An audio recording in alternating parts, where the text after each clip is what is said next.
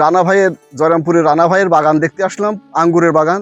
এই দেখছি পর্যাপ্ত আঙ্গুর ধরছে, থোকায় থোকায় থোকায় থোকায় আঙ্গুর ধরে আছে। আমি আমার জীবনে এমন আঙ্গুর ধরা কখনো দেখিনি।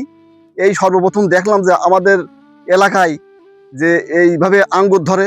রানা ভাইয়ের মতো যারা অনেকে আছে শিক্ষিত যুবক ভাইয়েরা বেকার বসে আছে, তারা রানা ভাইয়ের মতো এইভাবে মানে উদ্যোক্তা নিয়ে এইভাবে চাষ করে তারাও সফলতা হোক। ফুল চাষের থেকে এখন বর্তমান আমি ফল চাষের ভেতরে জড়িয়ে গেছি।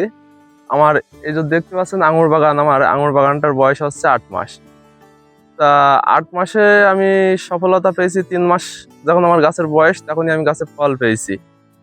ওইটা ছিল আমার হচ্ছে আনসিজনাল ফল, আর এখন বর্তমানে এটা আমার সিজনাল ফল। তা আল্লাহর রহমতে যে আমার গাছে এত পরিমাণ ফল আসবে আমি কখনো ভাবিনি। আল্লাহর পাকেরই হচ্ছে সব রহমতের দান আমি মনে করি।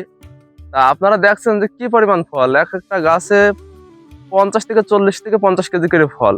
আমি অনেক লাভবান হব বা আশাবাদী যে আমার অনেক ভালো কিছু হবে ফলের থেকে। মূলত হচ্ছে আমি এই বাগানটা করার পরে পরিচর্যা বলতে আপনার এই যে পিলার তুলে মাচা করতে হয়েছে, যেটা লাউ বা সিসিঙ্গের মাচা আমাদের চুয়াডাঙ্গা জেলার লোক যেভাবে চাষ করে, মূলত এটা লাউ সিসিঙ্গের মতনই চাষটা। এতে প্রচুর পরিমাণ গোবরের সার দিয়ে করতে হয়, করলে পরে আপনার গাছটা সবসময় তত্তাজা থাকে এবং গাছে অতিরিক্ত শক্তি টানে ফলে বা গাছে। আর আমি আশাবাদী যারা বিদেশে যাচ্ছেন, যে 5 লক্ষ 7 লক্ষ টাকা খরচ করে গিয়ে ঘুরে চলে আসছেন, তাদের ওই টাকাটা খরচ আমার বাংলাদেশে যদি করে, আমার মনে হয় বিদেশের ছাড়া আমার বাংলাদেশে তাদের আয় উৎসবটা বেশি হবে।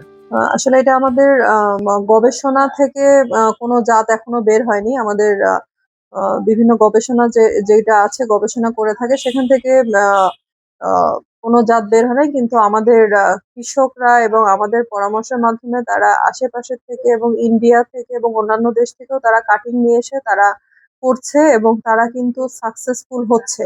এবং তাদের হাত ধরেই দেখা যাচ্ছে যে পরবর্তীতে আঙ্গুরের চাষটা আরো প্রসারিত হবে এবং আমাদের গবেষণা প্রতিষ্ঠান যেগুলো আছে তারাও হয়তো এটা নিয়ে গবেষণা করবে যে আমাদের যে জাতগুলো তারা করছে সেগুলো আসলে সায়েন্টিফিক্যালি প্রুভড কিনা। আমাদের গবেষণা প্রতিষ্ঠানগুলোকে আমি আপনার মাধ্যমে অনুরোধ করব যে তারাও যেন এটা নিয়ে গবেষণা করে এবং আমাদের কৃষকরা যেন এটাতে তারা যেহেতু নিজেরা এই বছর করেছে পরীক্ষামূলকভাবে, তারা এটাতে আসলে আরো ভালো ফলন পায় এবং নিজেরা উদ্যোগ নিয়ে যেহেতু করেছে, তারা ফলন এবং আর্থিকভাবে যেন লাভবান হয় সেই আশাবাদ আমরা করি।